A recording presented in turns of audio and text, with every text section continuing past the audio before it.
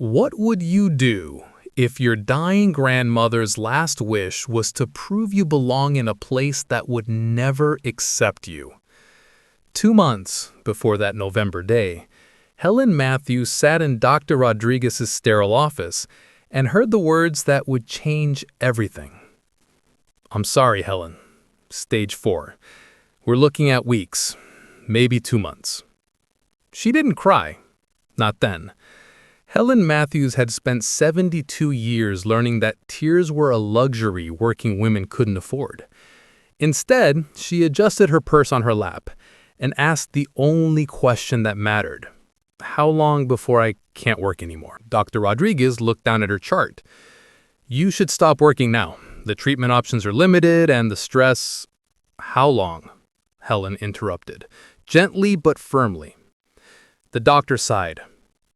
4 weeks, maybe 6 if you're careful." Helen did the math in her head. 4 weeks of her night shift at the hospital cleaning floors, 4 weeks of morning shifts at the grocery store, 4 weeks of weekend hours at the nursing home. If she was careful with every penny, she could save enough for what she needed to do. Not for herself. She'd already accepted that her time was done. But for Elijah. 10-year-old Elijah Matthews was her grandson, though she'd raised him like a son. His parents, Helen's daughter and son-in-law, had died in a car accident when Elijah was 18 months old. She'd taken him in without hesitation, working 3 jobs to make sure he never went hungry, never felt unwanted, never doubted that he was loved. But love didn't pay for piano lessons, or fancy shoes, or trips to places where dreams lived.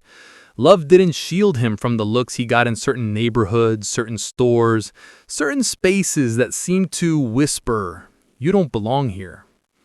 Helen wanted to give him one gift before she left this world. One moment that told him those whispers were lies.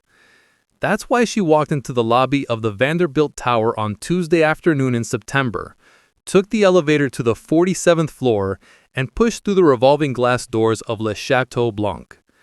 The restaurant was empty at 2 in the afternoon, between lunch and dinner service. A young host looked up from his podium with barely concealed surprise to seeing an elderly black woman in a cleaning uniform standing in his pristine dining room. "We're not open for service," he said, his tone making it clear that even if they were, she wouldn't be welcome. "I'd like to make a reservation," Helen said clearly, "for November 15th, 6 p.m., party of 2. The host's eyebrows raised. "November 15th? That's 8 weeks away. We're completely booked." "Check again, please." He sighed and scrolled through his tablet with exaggerated slowness. "As I said, we're fully—" He stopped, frowned. "There's been a cancellation. 1 table. 6 p.m. window seat." "I'll take it. The deposit is $500, non-refundable." Helen opened her worn purse and pulled out an envelope. She'd been saving $50 a week for 10 weeks, hiding it from Elijah so he wouldn't worry about where the grocery money went. $500. Half a month's rent, 2 weeks of groceries, or 1 reservation at the restaurant her grandson had seen on TV. She'd done what she could. The rest was up to Elijah. 3 weeks later, Helen Matthews died. Pneumonia, the death certificate said. But the real cause was exhaustion. Her landlord had raised the rent 6 months earlier, doubled it because some real estate company bought the building and decided the neighborhood was improving. She'd taken a 3rd job to afford it, cleaning offices from midnight to 4 a.m. before her morning grocery shift. Her body just gave out. She left Elijah everything. $73,000 saved over a lifetime of work, a letter with instructions, and a reservation card for November 15th at Le Chateau Blanc. Elijah read the letter the morning of his 10th birthday, sitting on the floor of his now empty bedroom. His grandmother's sister had agreed to take him in, but they were moving to Newark next week. This was his last day in the apartment where Helen had raised him. The letter was written in her careful handwriting, each word chosen with love. "My sweet Elijah, if you're reading this, I'm gone, but not forgotten. Never forgotten. I saved money for your education, for your future, but I need you to do something for me first. On your 10th birthday, November 15th, go to Le Chateau Blanc. The reservation is under our name. Go alone, wear your best clothes, walk through those doors like you own the place. Because in every way that matters, you do.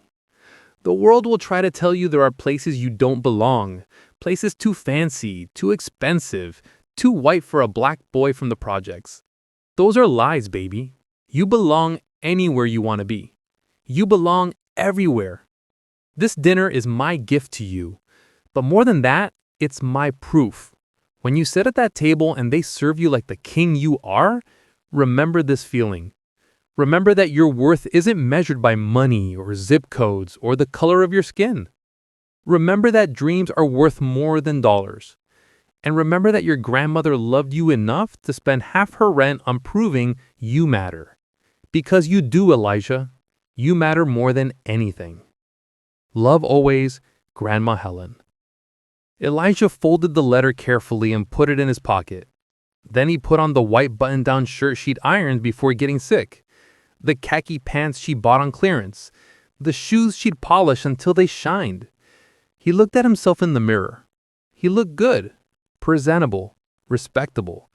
But as he stood outside Le Chateau Blanc 4 hours later, watching wealthy white people in expensive clothes glide through the revolving doors like they owned the world, Elijah felt something his grandmother's letter hadn't prepared him for.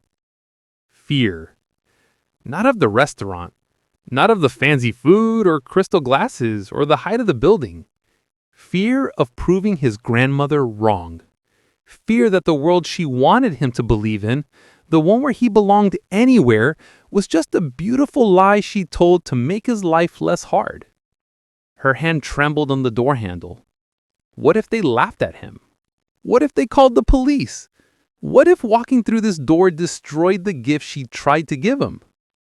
But then he thought about her working 3 jobs, about the $50 bills she'd ironed, about her dying wish being that he walk through this door and claim his space in the world.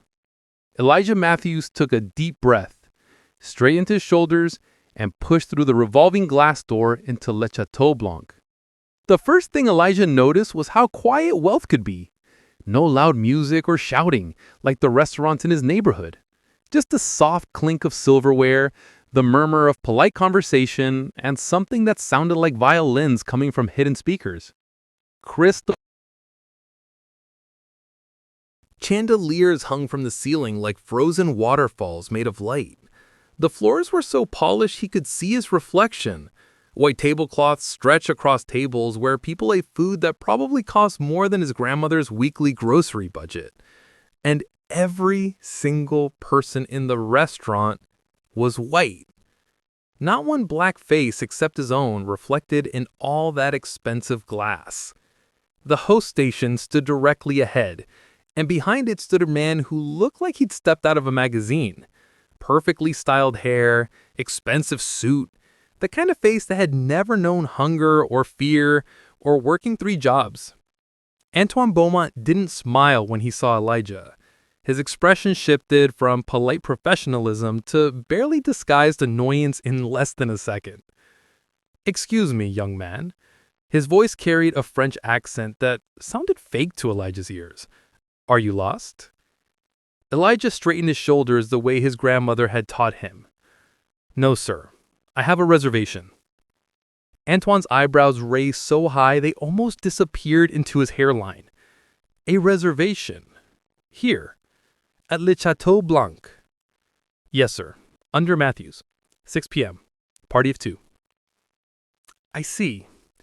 Antoine made a show of looking down at his clipboard, though Elijah could tell he wasn't actually reading it. "I don't see a Matthews here." "It's there. My grandmother said—" What your grandmother said and what exists in our reservation system are apparently 2 different things.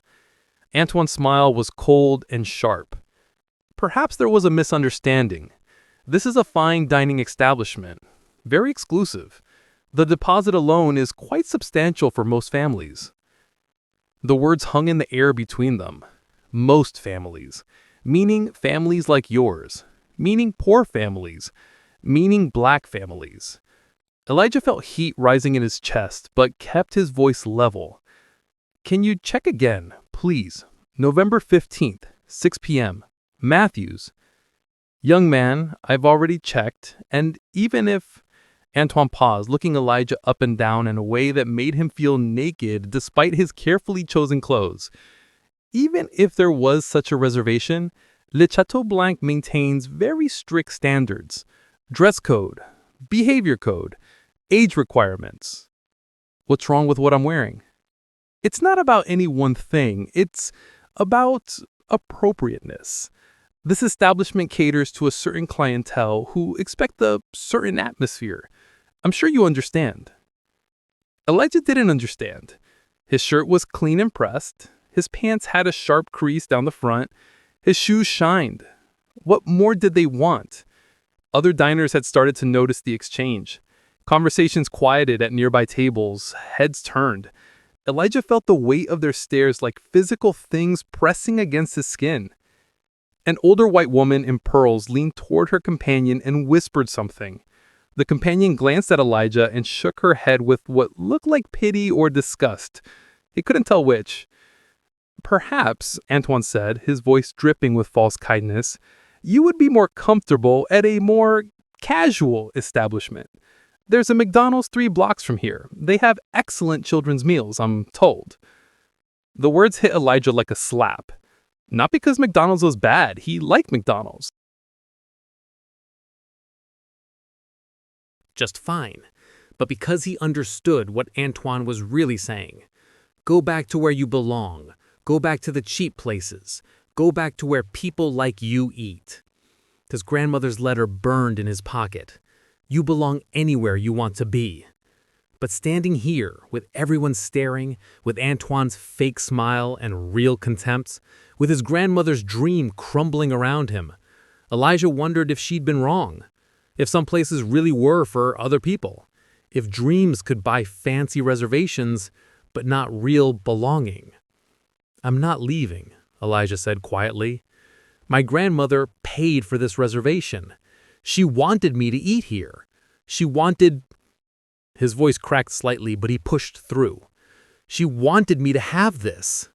Antoine's expression hardened. Young man, I'm trying to be polite, but if you continue to cause a disruption, I will have to call security. Call them, Elijah said, surprised by his own boldness.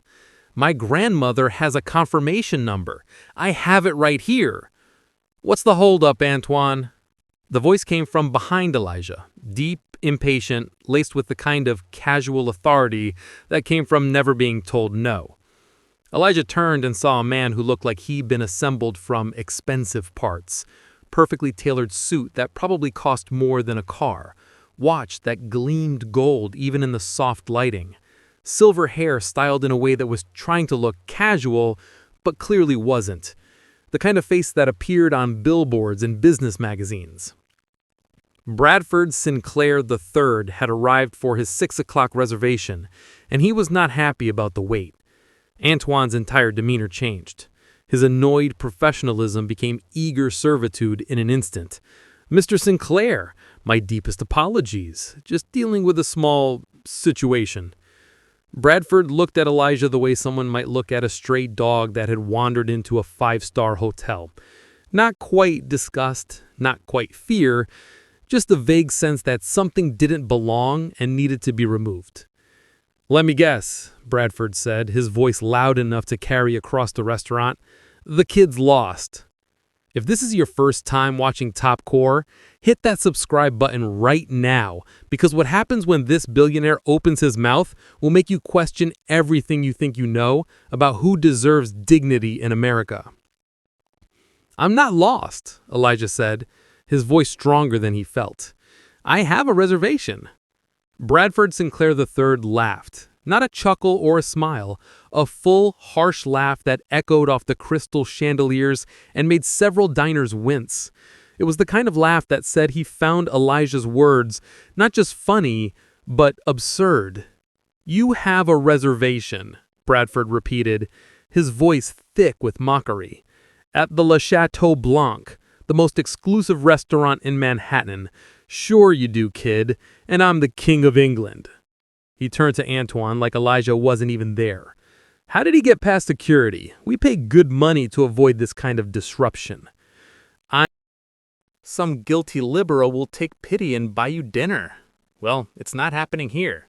This is a business, not a charity. The words cut deeper than anything Antoine had said. Because Bradford wasn't just rejecting Elijah, he was calling his grandmother's dream a scam, making her sacrifice sound like a trick. My grandmother's dead, Elijah said quietly. The restaurant went completely silent.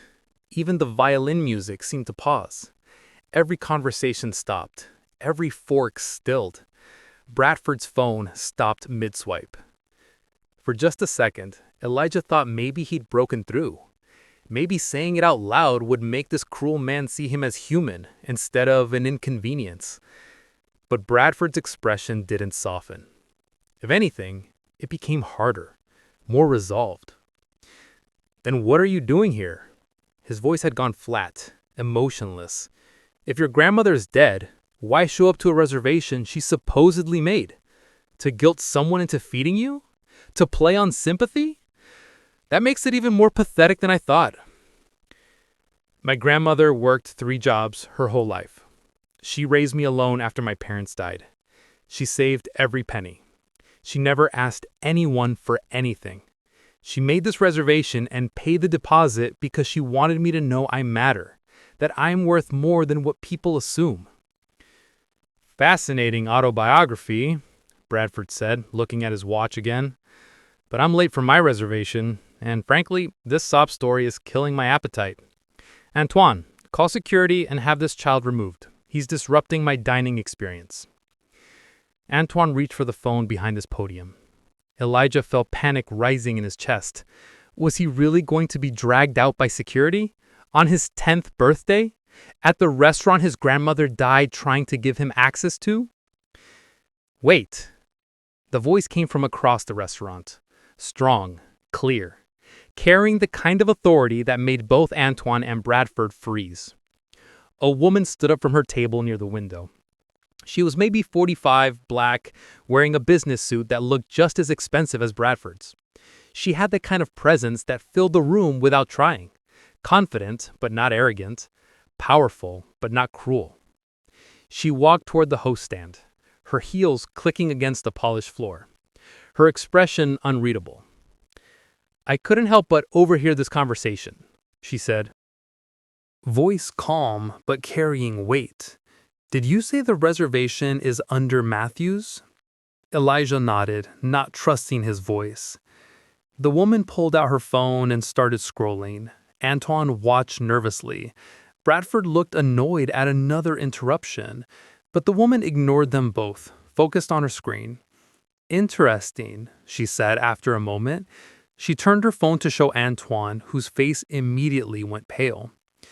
There is indeed a reservation for Matthews. Party of 2, 6 p.m., table by the window, paid in full with a deposit of $500. Made by Helen Matthews on September 15th at 2:47 p.m.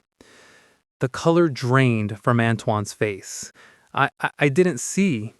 You didn't look, the woman corrected, her voice sharp enough to cut. There's a difference between not seeing and not looking. You assumed this child didn't belong here, so you didn't bother to actually check if he had a legitimate reservation. She turned to Eliza. Young man, did anyone ask you for your confirmation number before telling you there was no reservation? No, ma'am. Did anyone actually check the reservation system before suggesting you leave? No, ma'am. The woman turned to face the restaurant, making sure her voice carried to every table, every diner, every witness. My name is Dr. Vanessa Cole. I'm a civil rights attorney specializing in discrimination cases, and what I just witnessed is textbook racial discrimination under the Civil Rights Act of 1964. Bradford stepped forward, his face flushed with anger. Now wait just a minute, this has absolutely nothing to do with race. Doesn't it? Dr. Cole's eyebrows raised. A well-dressed child with a legitimate paid reservation is denied entry and threatened with security removal. No one checks his confirmation, no one verifies his story. He's simply assumed to be lying, to be running a scam, to not belong. Tell me, Mr. Sinclair, Bradford Sinclair III. Tell me, Mr. Sinclair, what exactly about this child's appearance made you assume he was scamming you? Bradford's jaw tightened. I've seen this con before. Kid comes in alone, makes up a story about a sick relative, tries to guilt people into paying. That's not what I asked, Dr. Cole interrupted. I asked what about his appearance suggested a scam. His clean, pressed clothing, his polite manner, his articulate speech, or was it perhaps the color of his skin that triggered your assumptions about poverty and dishonesty? I didn't say anything about his race, Bradford protested, but his voice had lost some of its certainty. He was used to being the most powerful person in any room, and Dr. Cole wasn't backing down. You didn't have to say it explicitly. Your assumptions did that work for you. Dr. Cole looked at Bradford's expensive suit, then back at Elijah's carefully chosen outfit. This child is dressed appropriately for a fine dining establishment. He has a confirmed, paid reservation. He's been nothing but respectful. Yet you called him pathetic, accused him of running a scam, and ordered him removed. Meanwhile, you, she gestured at Bradford's outfit, are wearing a suit that costs more than most people's monthly salary, and no one questions your right to be here. Why is that? The restaurant had become a courtroom. Every diner was now a witness. Some were recording on their phones. Others whispered to companions. The balance of power was shifting right in front of Bradford's eyes. Been a misunderstanding. Let me show you to your table, young man. But Elijah didn't move. He was staring at Bradford Sinclair with an expression that made the billionaire uncomfortable. Not anger, exactly. Not fear. Something else. Something like recognition. I know who you are, Elijah said quietly. Bradford frowned. What? Bradford Sinclair III. I've seen your name before. You own Sinclair Properties. A confused silence fell over the group. Dr. Cole looked between Elijah and Bradford, sensing something significant was about to happen. You bought my grandmother's building, Elijah continued, his voice getting stronger. 6 months ago, the building where she lived for 37 years. Bradford's expression shifted. He clearly hadn't expected this turn in the conversation.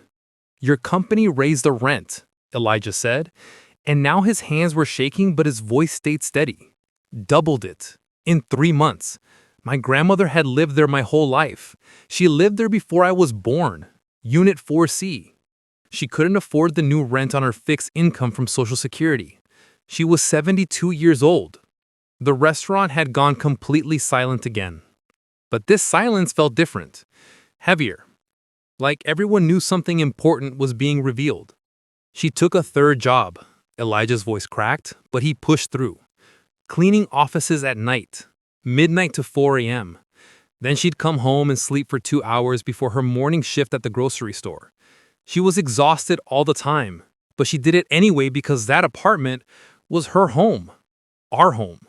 Dr. Cole had stopped being a lawyer and started being a witness. Her expression showed she was beginning to understand the full weight of what was happening.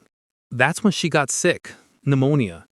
The doctor said her immune system was weak because she was working too much, not sleeping enough, not eating right because she was spending all her money on your rent increase instead of groceries. She went to the hospital for 3 days, came home, got worse, went back, died 2 weeks ago. Tears were streaming down Elijah's face now, but he didn't wipe them away. He just stared at Bradford Sinclair, the man whose greed had killed the only family he'd ever known. She worked herself to death to pay your rent, and she still managed to save $500 to make this reservation. Because even dying, even exhausted, even working 3 jobs at 72 years old, she wanted me to have one special moment. One meal that told me I matter. Bradford's face had gone white. His mouth opened, but no words came out. Dr. Cole turned to him. Is this true? Did your company double the rent on a building full of elderly tenants on fixed incomes? Bradford finally found his voice, but it sounded defensive, weak. I buy properties. I raise rents to market value. That's business. It's legal. If people can't afford market rate, they should find housing they can afford. Market value, Dr. Cole repeated, or profit maximization. There's a difference. And when profit maximization means 72-year-old women work themselves to death, maybe legality isn't the same as morality. Cruel certainty. People die. Businesses operate. You need to get used to... That's when Elijah did something that shocked everyone in Le Chateau Blanc. He reached into his pocket and pulled out an envelope. Hit that subscribe button if you believe that dignity isn't determined by your bank account. Because what this 10-year-old boy pulls out of that envelope is about to teach a billionaire the most expensive lesson of his life. Elijah's hands trembled as he opened the envelope. Inside was a single piece of paper that he unfolded slowly, deliberately, making sure everyone in the restaurant could see what he was holding. A check, made out to Elijah Matthews, in the amount of $73,000. Gasps rippled through the restaurant. Antoine's eyes went wide. Dr. Cole leaned forward to confirm what she was seeing, and Bradford Sinclair stared at that check like it was a weapon pointed directly at his chest. "This is what my grandmother left me," Elijah said, his voice steady now despite the tears still wet on his face. $73,000. Every single penny she saved in her entire life. He held the check higher so everyone could see the amount clearly. She worked for 54 years. Started when she was 18, cleaning houses. Then she cleaned offices. Then hospitals. Then she added the grocery store. Then the nursing home. 54 years of getting up before dawn and going to bed after midnight. And this is what she had to show for it. $73,000. Dr. Cole's expression showed she understood the tragedy of that number. A lifetime of labor, more than half a century of work, and barely enough to buy a used car. "She could have used this money to pay your rent increase," Elijah said, looking directly at Bradford. "Could have stayed in her home. Could have kept working just 2 jobs instead of 3. Could have slept more. Eaten better. Maybe fought off the pneumonia that killed her." Bradford's face had gone from white to gray. He looked like he wanted to leave but couldn't make his feet move. "But she didn't use it for rent," Elijah said.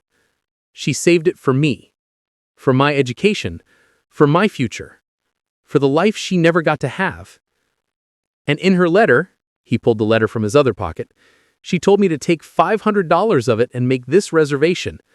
To come here and remember that I'm worth more than what people assume when they look at me." He turned to Antoine, who looked like he wished the floor would swallow him whole. "So when you looked at me and assumed I couldn't afford to eat here, you were wrong. I can afford it. I can afford to eat here every single night for a year if I wanted to. But you didn't check.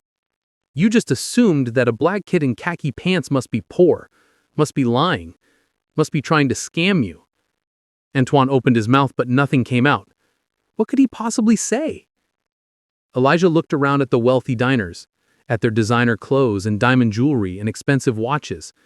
"My grandmother was worth more than all of you. She worked harder than any of you ever will. She sacrificed more. She loved deeper. And you would have thrown her out of this restaurant too, just like you tried to throw me out because her clothes came from Walmart and her shoes had holes in them." Several diners looked down at their plates, unable to meet his eyes. Then Elijah did something that made everyone in Le Chateau Blanc hold their breath. He looked directly at Bradford Sinclair, and he tore the check in half. The sound of paper ripping echoed in the silent restaurant like a gunshot. "No!" Dr. Cole reached out instinctively but stopped herself. Gasps and shocked whispers filled the room. Someone's fork clattered against their plate. The woman in pearls actually stood up from her table, her hand. Contempt. It held confusion. Maybe even concern. "My grandmother was right about dreams being worth more than money," Elijah said, his voice breaking with emotion as he held the 2 halves of the check. "But she was wrong about one thing. She thought bringing me here would teach me that I belong anywhere I want to be. He looked around at the crystal chandeliers, the white tablecloths, the expensive art on the walls. But what it really taught me is that places like this, people like you don't deserve my presence. You don't deserve my grandmother's hard-earned money. You don't deserve anything except to know that a 10-year-old black boy just turned down your 5-star restaurant because your 5-star service is built on 1-star humanity. The silence that followed was absolute. Nobody moved. Nobody breathed. Elijah turned to Dr. Cole, and when he spoke, his voice was softer, grateful. "Thank you for standing up for me, ma'am. Really, thank you. But I don't want to eat where I'm not wanted, where people look at me and see a problem instead of a person. I'd rather honor my grandmother's memory somewhere that would have honored her while she was alive." The tears came harder now, and Elijah didn't try to stop them. He'd held himself together for 2 weeks since his grandmother died. 2 weeks of being strong for his aunt, for the funeral, for the lawyers handling the will. But standing here, in this place that represented everything his grandmother had hoped for, and everything that had killed her, he couldn't hold it together anymore. "I'm sorry, Grandma," he whispered, looking down at the torn check. "I'm sorry I couldn't do what you wanted. I'm sorry I'm not brave enough to sit here and pretend these people deserve to serve me. I'm sorry." He turned toward the revolving door, his small shoulders shaking with sobs, still holding the 2 halves of the check that represented his grandmother's life's work. "Wait," Dr. Cole said gently, standing up. "Elijah, you tore the check." "It's okay," Elijah said, not turning around. "That was just a copy. The real one is in my grandmother's safe deposit box. I brought this to prove I could afford it, to prove them wrong. But proving people wrong doesn't make them right. It just makes me tired." He took another step toward the door. "I'm just so tired of proving I belong." And that's when something happened that nobody in Le Chateau Blanc would ever forget. Bradford Sinclair's knees buckled. Not a stumble, not a slip, a complete collapse, right there in the middle of the restaurant, in his $5,000 suit, in front of Manhattan's elite, surrounded by people who'd watched him mock a grieving child. Bradford Sinclair III fell to his knees and wept. The sound of Bradford Sinclair hitting the floor was like thunder in the silent restaurant. His knees cracked against the polished marble. His hands hit the ground to catch himself. And then the sobs started. Deep, wrenching sounds that didn't match the expensive suit, or the carefully styled hair, or the watch that cost more than most people's cars. "I'm sorry," Bradford choked out, his voice barely recognizable through the tears. "I'm sorry. God forgive me. I'm so sorry." Elijah stopped halfway to the door, confusion replacing the grief on his face. He turned around slowly, not understanding what he was seeing. Bradford Sinclair, the man who'd mocked him, belittled him, called his grandmother's dream a scam, was on his knees crying like a child. "I remember," Bradford gasped, struggling to breathe through the sobs. "Helen Matthews, Unit 4C. I remember the file." Dr. Cole moved closer, her legal instincts telling her to Continued, his words tumbling out like he couldn't hold them back anymore. 3 months ago, begging me to reconsider the rent increase. She explained everything about you, about raising you alone on Social Security, about her fixed income. She said she'd lived there for 37 years, said it was the only home she'd ever owned. His voice broke completely. Antoine looked away, uncomfortable witnessing his favorite customer's breakdown. Other diners sat frozen, some still recording on their phones. "My assistant brought me the letter," Bradford said. "Put it on my desk with the other tenant complaints. There were maybe 20 letters that week, all saying the same thing. Please don't raise the rent. We can't afford it. We'll be homeless." I threw them all away. He looked up at Elijah, tears streaming down his face. And what Elijah saw there wasn't the cruel billionaire anymore. It was something broken, something human. "I didn't even read past the first paragraph of your grandmother's letter," Bradford whispered. "I told my assistant, no sob stories. Business is business. They can find somewhere cheaper to live. Those were my exact words. No sob stories. Dr. Cole's expression had shifted from legal observation to something closer to horror. She was watching a man confess to killing someone through negligence and greed. "I killed her," Bradford said, the words coming out like a confession in church. "My greed killed your grandmother." "No," Elijah said quietly, and everyone looked at him in surprise. "Pneumonia killed her. You just made her too tired to fight it." The distinction was somehow more damning than an accusation. Bradford flinched like he'd been hit. "That's worse," Bradford said. "That's so much worse.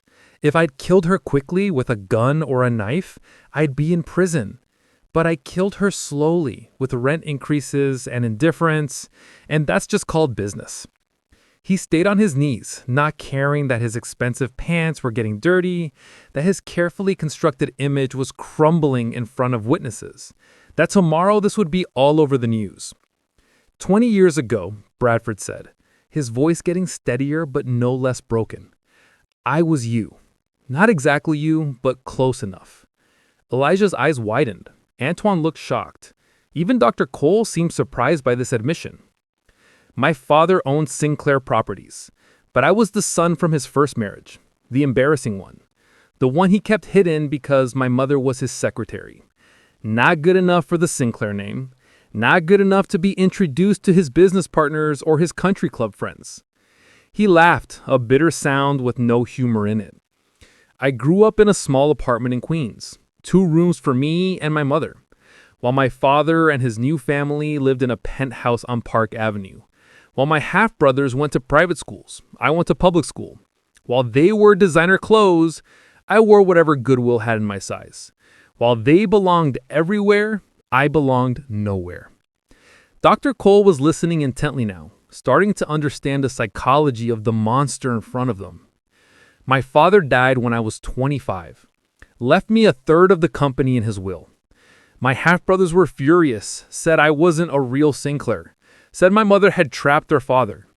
They tried to buy me out, offered me pennies on the dollar just to make me go away." His hands clenched into fists on the floor. "So I fought them. Hostile takeover. Corporate warfare. It took me 10 years, but I bought them out instead. Took everything. The company, the properties, the money, the Sinclair name. I swore I'd never be powerless again. Never be looked down on. Never be the one who didn't belong." He looked around at the restaurant, at everything he'd built. 72-year-old women begging for mercy. His eyes found Elijah's again. "I became my father. Worse than my father. At least he had the excuse of being raised in privilege, of never knowing what it felt like to be excluded. I knew. I knew exactly what it felt like to be the kid who didn't belong. And I did it to others anyway. I did it to your grandmother. I killed her with the same cruelty that almost killed me." The confession hung in the air. Several diners were crying openly now. The woman in pearls had tears streaming down her face. Even Antoine looked shaken. Bradford slowly stood up, his knees shaking. He reached for his watch, the Patek Philippe that cost $300,000, and began unfastening it. "This won't be enough," he said, holding the watch out to Elijah. "Nothing will ever be enough, but it's a start. Sell it. Add it to your grandmother's savings. Get the education she wanted for you. And maybe one day, when you're successful and powerful, standing where I'm standing, you'll remember this moment and choose to be better than I was." Elijah stared at the watch, then at Bradford's tear-stained face. "I don't want your watch." "I know," Bradford said, his voice breaking again. "That's exactly why you should have it. Because you understand something I forgot. That wealth means nothing if it costs you your humanity." The entire restaurant held its breath, waiting to see what this 10-year-old boy would do. Subscribe to Top Core right now if you believe children shouldn't have to teach billionaires how to be human, because what happens when Elijah speaks next will either save a soul or condemn it forever. Elijah stood very still, The entire restaurant watching him, waiting. Bradford's $300,000 watch gleamed between them like a peace offering or a bribe. Nobody was quite sure which. Finally, Elijah spoke, and his voice was quiet, but clear enough that everyone heard every word. My grandmother used to say that forgiveness isn't about letting someone off the hook. It's about cutting the rope so you don't get dragged down with them when they sink. Bradford nodded slowly, lowering the watch but still holding it. I forgive you, Elijah said. Relief flooded Bradford's face. But Elijah wasn't finished. Not because you deserve it. Because she would have wanted me to. Because holding on to anger would make me just as bitter as the hate that killed her. Because I'm 10 years old, and I don't want to spend the rest of my life carrying around this weight. He looked at the watch, then at Bradford's tear-stained face. But forgiveness doesn't mean forgetting, and it doesn't mean you don't have to change. You can't give me a watch and think that fixes what you did. You can't cry in public and call it redemption. You can't feel bad for 5 minutes and then go back to destroying people's lives. Bradford's expression shifted from relief to something more complex. Shame mixed with understanding. You want to honor my grandmother? Elijah's voice grew stronger. You want to make this right? Then stop treating people like their worth is measured by their bank account. Stop raising rents on grandmothers who've lived somewhere for 37 years. Stop looking at kids like me and assuming we're scams or problems or things that need to be removed. He turned away from Bradford to face the entire restaurant, and when he spoke next, his voice carried to every table, every diner, every witness. Lower the rent in that building, in her building, in all your buildings. Pay your workers a living wage instead of the minimum you can get away with. Use your power to clothes and diamond jewelry. You have money. You have influence. You have power.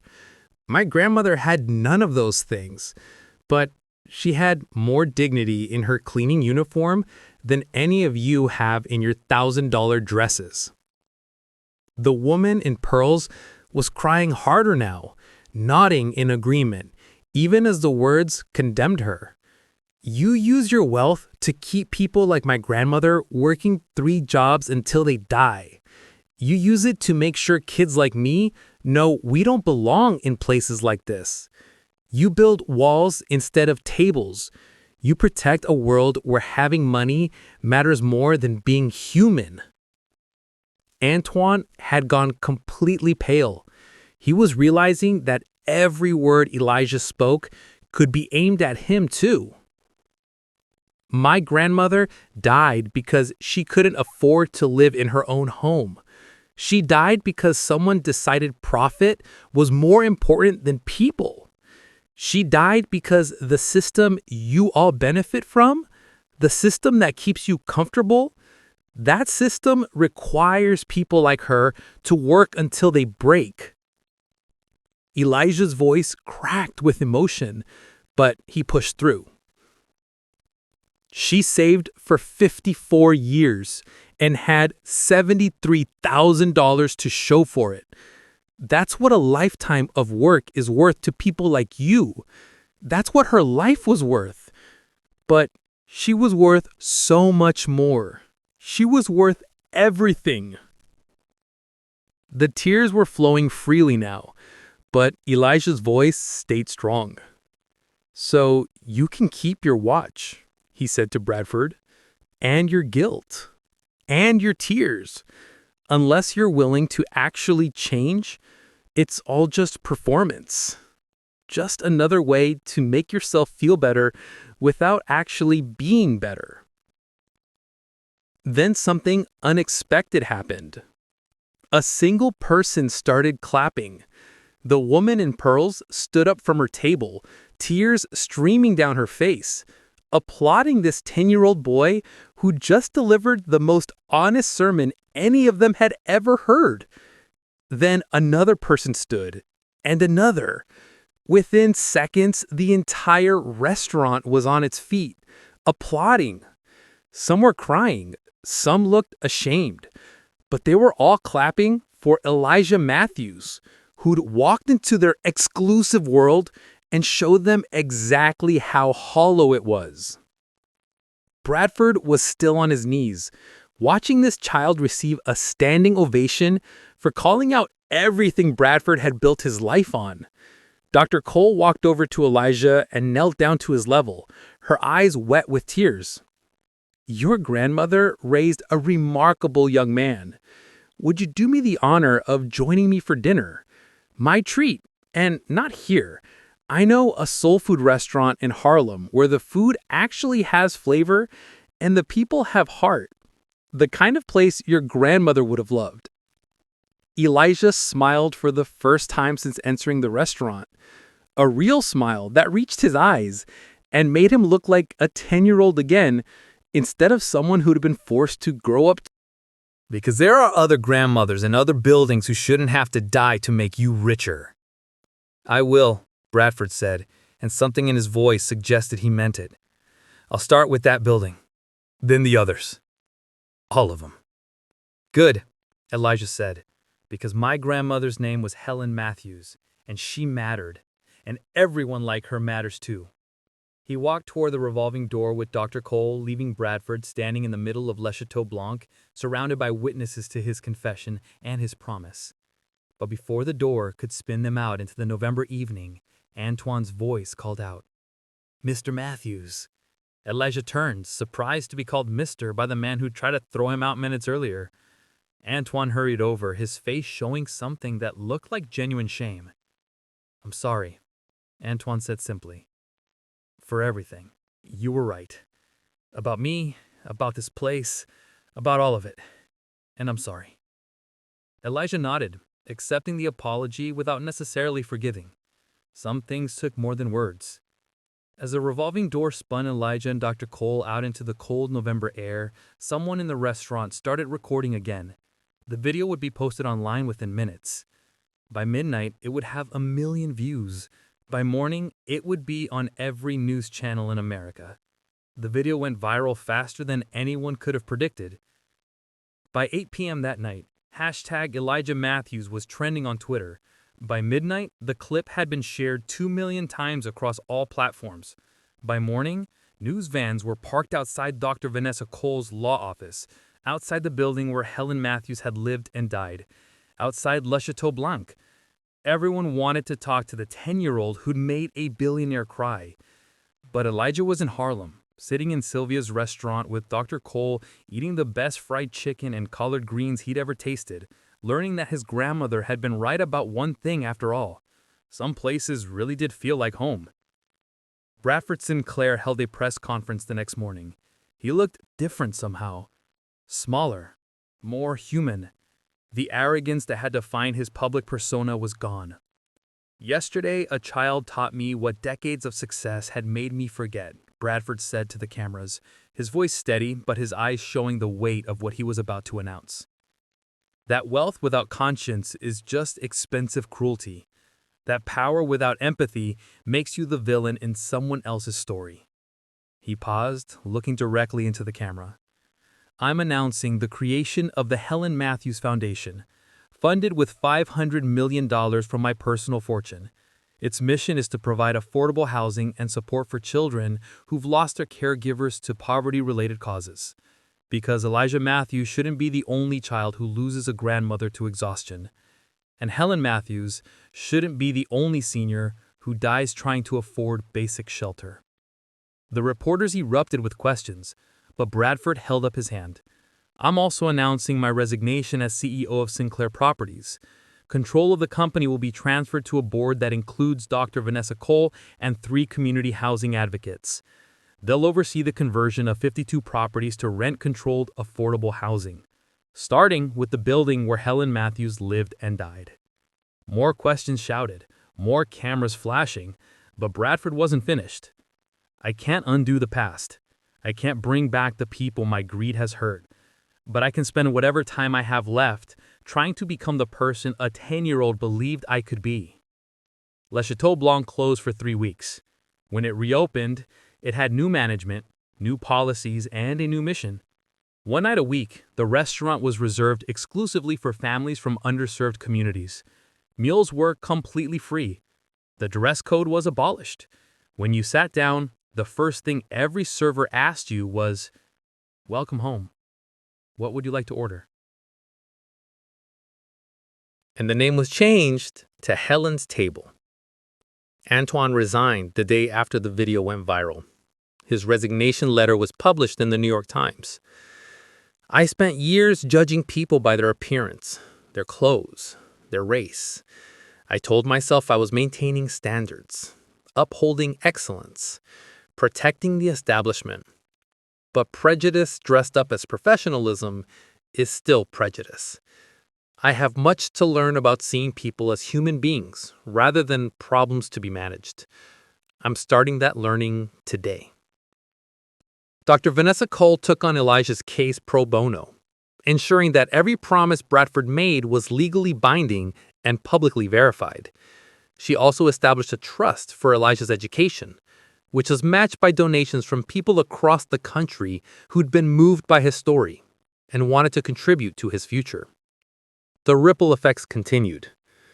Margaret Whitmore, the woman in pearls who'd started the standing ovation, was the CEO of a major investment firm.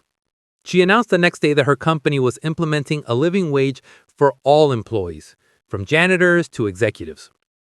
If a child can teach me about human dignity, she told her board of directors, I have no excuse for ignoring it in my own company.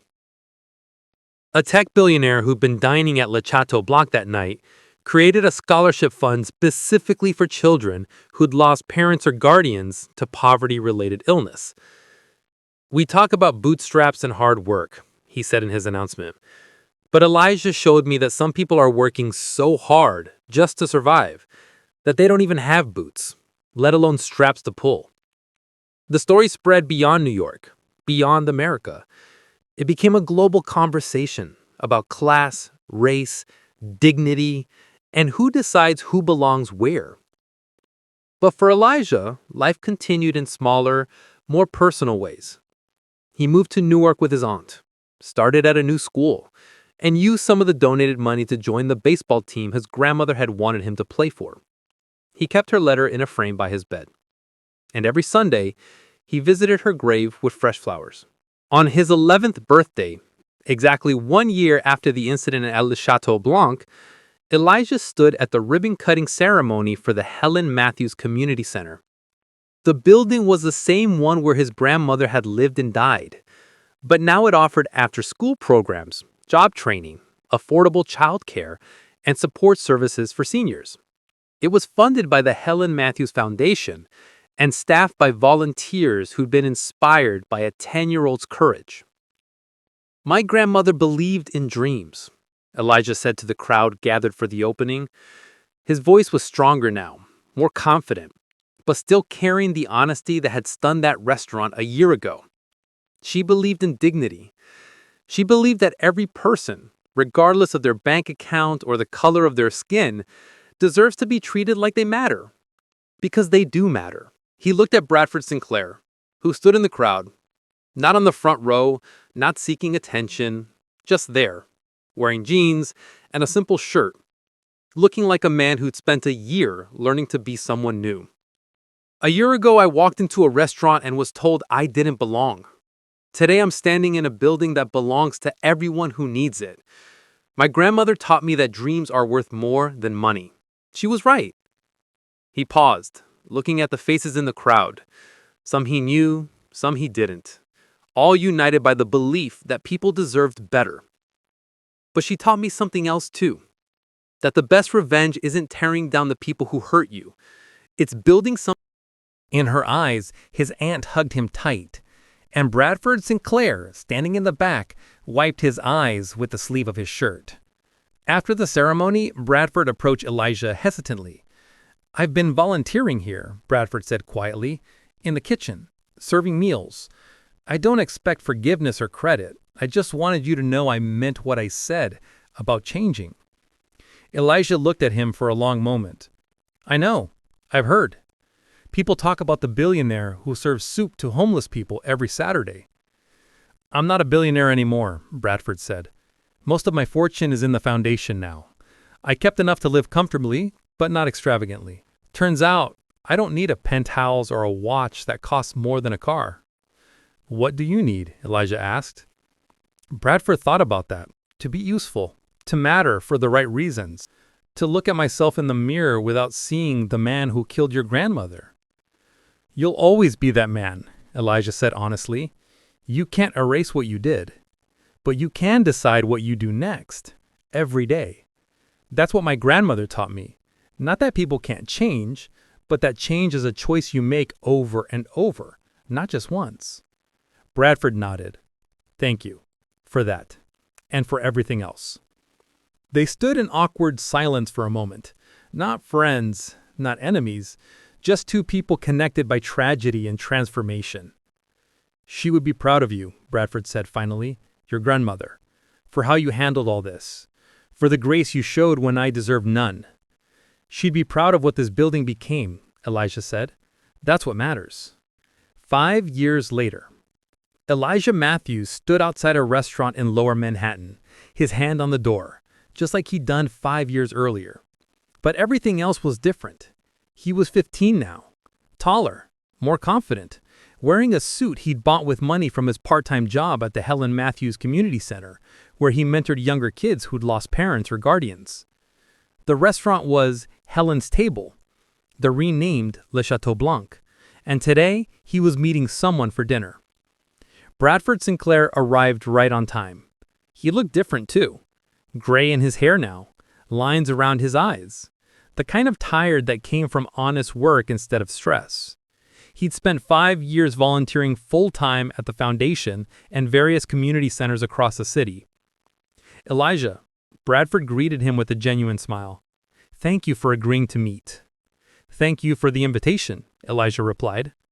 They sat at a table by the window, the same table his grandmother had reserved 5 years ago. The new owner had made sure it was available.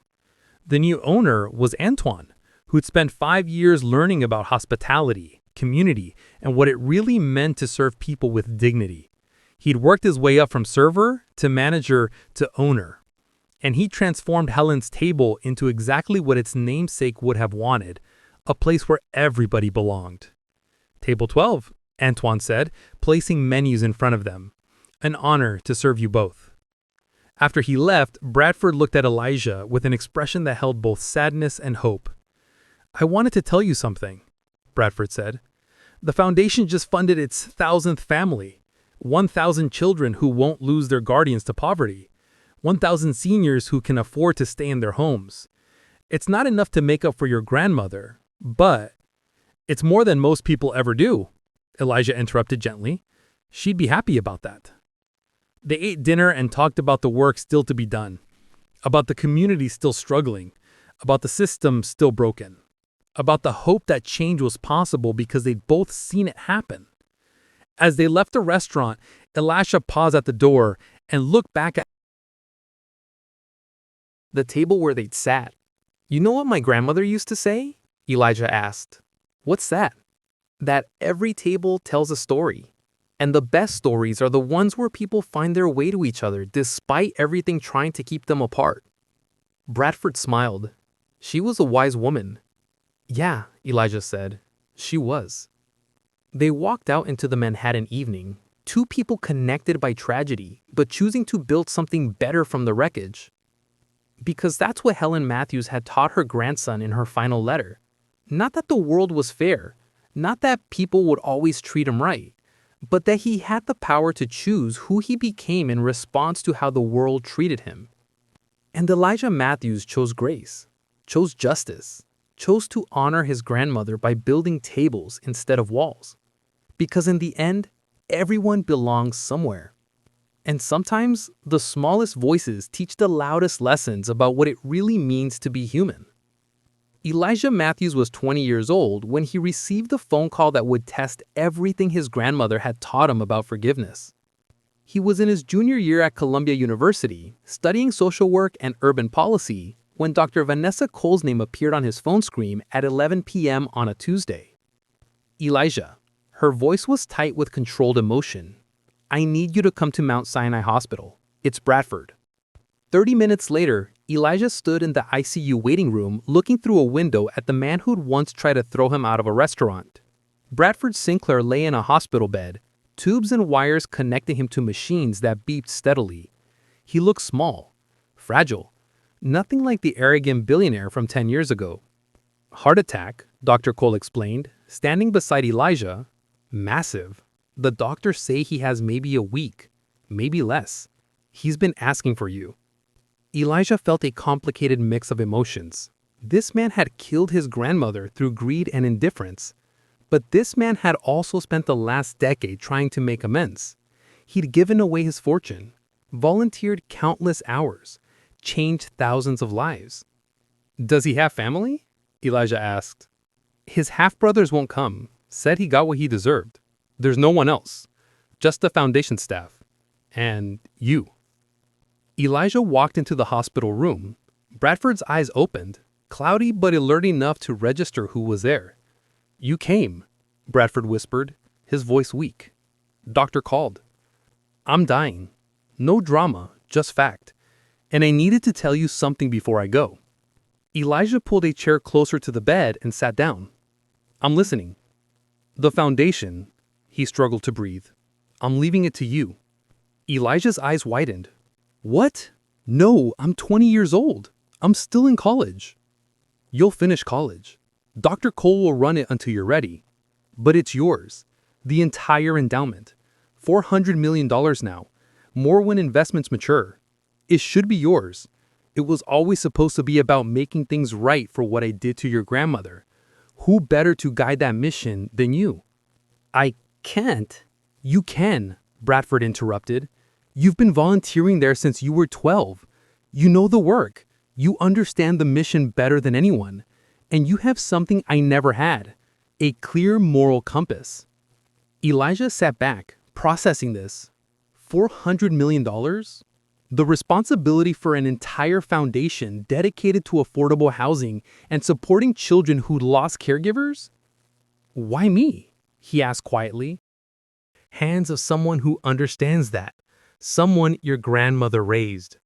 Bradford coughed, wincing with pain. When he caught his breath, his eyes were wet. "I never had children. Never wanted them. Too focused on building wealth and power. But if I had a son, I'd want him to be like you. Someone who understands that dignity isn't about what you own, but who you are." "I'm not your son," Elijah said. But his voice wasn't harsh, just honest. "I know, but you're Helen's grandson. And honoring her memory is the only thing I've done in the last decade that matters. Let me finish that work through you." A nurse entered to check Bradford's vitals. Elijah stepped out to give them privacy and found Dr. Cole in the hallway. "Did he tell you?" she asked. "About the foundation? Yeah, that's crazy. I'm 20, and you've been preparing for this your whole life," Dr. Cole interrupted. "Everything you've been through, everything you've learned, everything your grandmother taught you. It's been preparing you to do exactly this kind of work. But $400 million is just a number. What matters is what you do with it. Bradford knows that. He's watched you for 10 years, watched you mentor kids at the community center, watched you speak at housing rights rallies, watched you become exactly the kind of person who should control that kind of resource." Elijah leaned against the hospital wall, overwhelmed. "What if I mess it up?" "Then you'll fix it. That's what leaders do. They make mistakes and learn and grow and try again." Dr. Cole put a hand on his shoulder. "Your grandmother didn't raise someone who runs from responsibility. She raised someone who walks into rooms where he's not wanted and teaches everyone there about human dignity." 3 days later, Bradford Sinclair died. The funeral was small. Foundation staff, community center volunteers, and families whose lives had been changed by his decade of redemption. His half-brothers didn't attend. Elijah gave the eulogy. 10 years ago, Bradford Sinclair was a man who valued profit over people, who saw human beings as obstacles or opportunities, never as equals. He was cruel, prejudiced, and arrogant, and his greed killed my grandmother. The mourners shifted uncomfortably. This was not a typical eulogy. But that same man spent the last 10 years of his life trying to be different. Not because it was easy or profitable or good for his image, but because a 10-year-old boy told him the truth, and he actually listened. Elijah looked at the simple casket. He didn't become a saint. He didn't erase what he'd done. He couldn't bring back my grandmother or anyone else his business practices had hurt. But he stopped being the man who hurt people and became someone who helped them. That's not redemption through erasing the past. That's redemption through changing the future. He pulled out a worn piece of paper, his grandmother's letter, now 10 years old, carried in his wallet every day. My grandmother wrote that dreams are worth more than money. Bradford spent his first 60 years proving that wrong. He spent his last 10 proving her right. The Helen Matthews Foundation has housed 500 families, supported 1,000 children, created opportunities for people the world had written off. Elijah's voice grew stronger.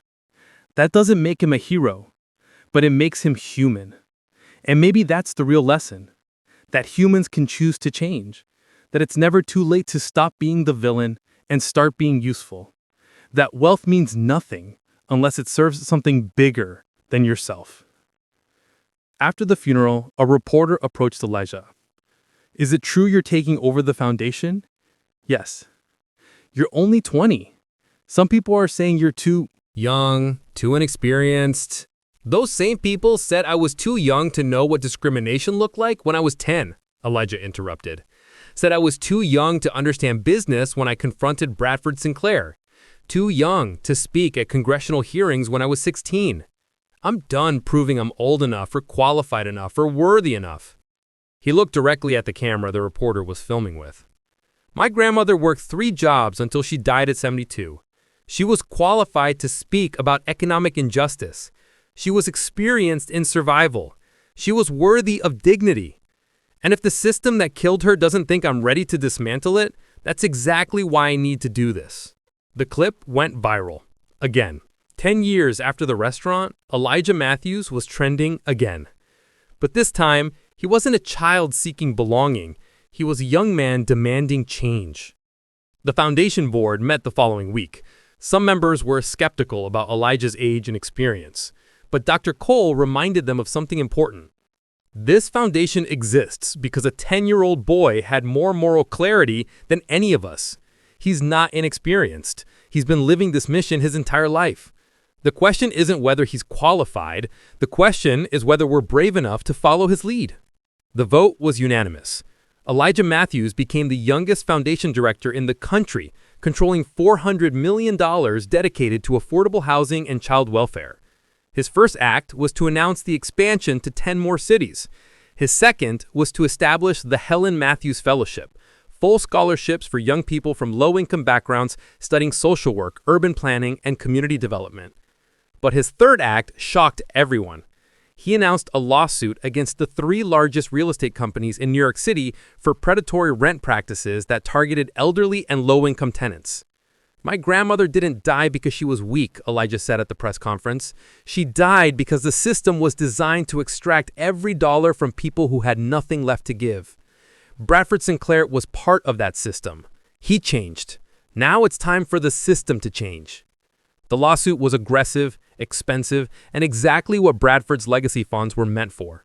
Dr. Cole handled the legal strategy. Elijah handled the public message. And the message was clear. The fight his grandmother started by scrimping together $500 for a reservation wasn't over. It was just beginning. 15 years after walking into La Chateau Blanc as a terrified 10-year-old, Elijah Matthews stood on the steps of the New York State Capitol building, addressing a crowd of 50,000 people. He was 25 now. The lawsuit against the real estate companies had succeeded, resulting in the largest settlement in housing discrimination history, $3.2 billion, all directed to tenant relief funds and affordable housing. The Helen Matthews Foundation had grown to operate in 38 cities, housing over 15,000 families and supporting 23,000 children who'd lost caregivers to poverty-related causes. But today wasn't about celebrating victories. Today was about the work still undone. 15 years ago, Elijah's voice carried across the crowd. My 72-year-old grandmother died because someone decided profit was more important than people. Because someone decided market value was more valuable than human life. Because someone looked at a number on a spreadsheet and couldn't see the woman behind it. The crowd was silent, hanging on every word. That someone wasn't a monster. He was just a businessman doing what our economic system encourages. The Senate. The video got 40 million views in 3 days. Election day turnout was the highest in state history, and when the votes were counted, Elijah Matthews had won by 8 points. At 25, he became the youngest state senator in New York history. His first bill was the Helen Matthews Housing Protection Act, comprehensive rent control, penalties for predatory practices, and support services for at-risk seniors. It passed with bipartisan support because Elijah had spent his campaign building relationships instead of burning bridges.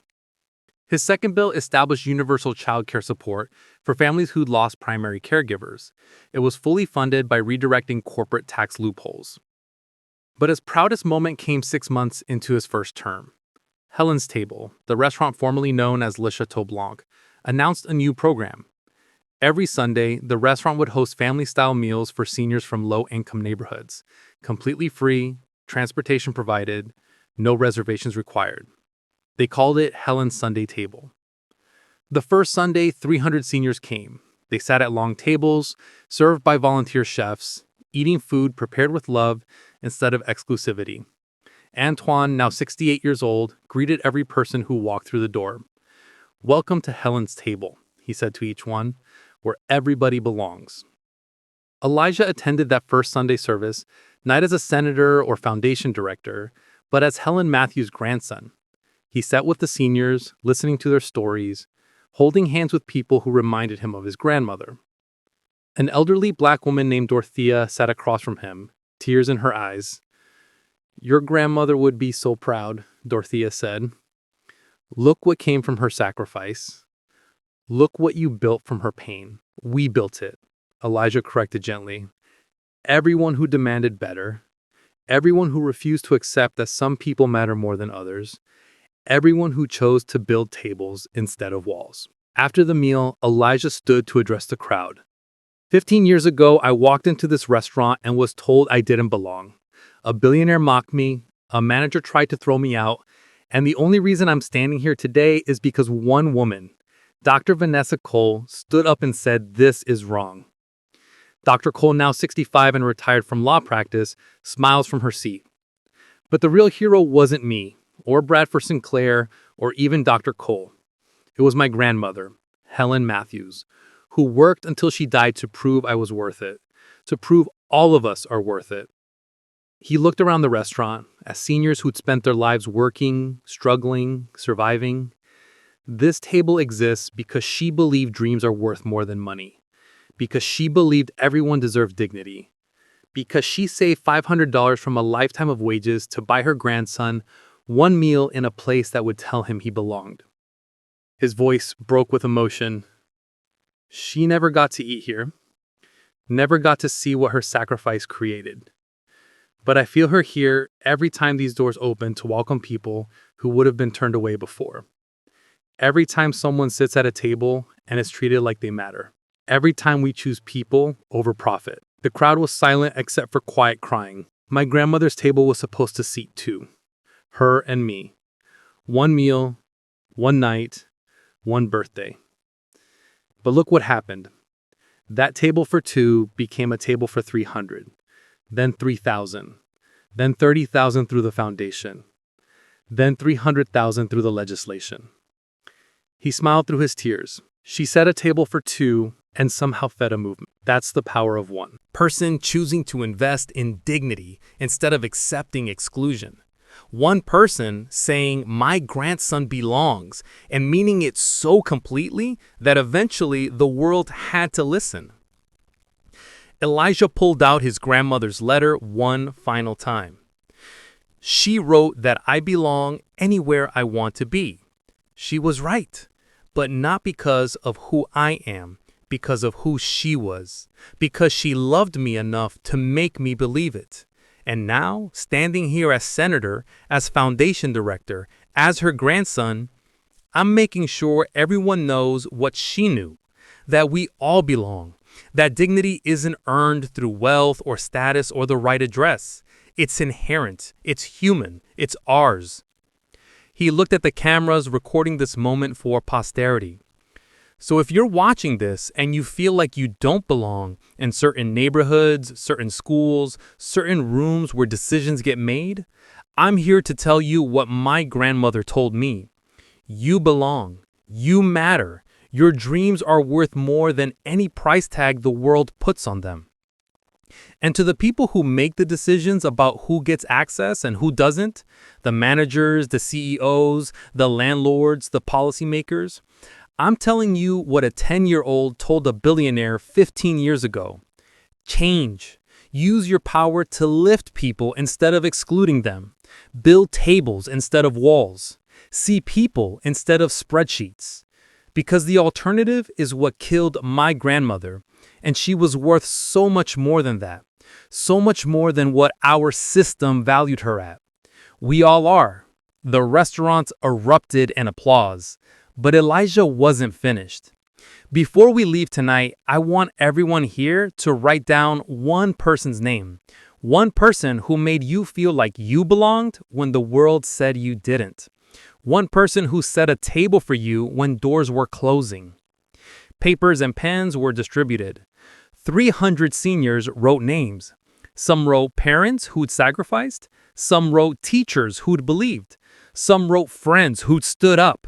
Some wrote strangers who shown kindness. Now put those names in this box, Elijah said, holding up a beautiful wooden box. Month. She worked real hard. I want to be like you and make something good from it. Elijah knelt down to her level, just like Bradford had done to him 15 years ago. What was your grandma's name? Patricia? Patricia Johnson. Then you make sure the world knows Patricia Johnson mattered. That she worked hard and loved you and deserves to be remembered. You make sure her sacrifice creates something beautiful. Can you do that? The little girl nodded solemnly. Yes, sir. She walked away, and Elijah watched her go, seeing himself at that age, seeing his grandmother, seeing every person who'd ever been told they didn't matter. He looked back at Helen's memorial stone, at the inscription he'd chosen. Helen Matthews, 1941 to 2013. She worked 3 jobs and saved $500 to prove her grandson belonged anywhere. She was right. And because she was right, we all belong. Below that, in smaller letters, dreams are worth more than money. Tables are better than walls. Love sets the standard justice must meet. Elijah stood, placed fresh flowers on the grave, and walked toward his car where his security detail waited. He had a committee meeting in an hour. A housing bill to defend, a foundation board to update, a movement to continue. But for just this moment, standing in the garden built from his grandmother's memory, Elijah felt something he hadn't felt in 15 years. Peace, not because the work was done, it would never be done, but because Helen Matthews had set a table, and the world was finally learning to sit down together. This is Topcore. And this is a story of how one grandmother's $500 changed a nation, how one boy's courage taught a billionaire about humanity, how one moment of exclusion became a lifetime of inclusion. If you believe that dignity is a right, not a privilege, share this story. If you believe that ordinary people can create extraordinary change, subscribe to this channel. If you believe that we all belong, that tables are better than walls, that love sets the standard justice must meet, then carry this message forward. Helen Matthews worked 3 jobs and died at 72. But her legacy? Her legacy is living in every person who refuses to accept that some people matter more than others. Her table is set. Will you take a seat? Thank you for watching. And remember, you belong, always, everywhere, no exceptions.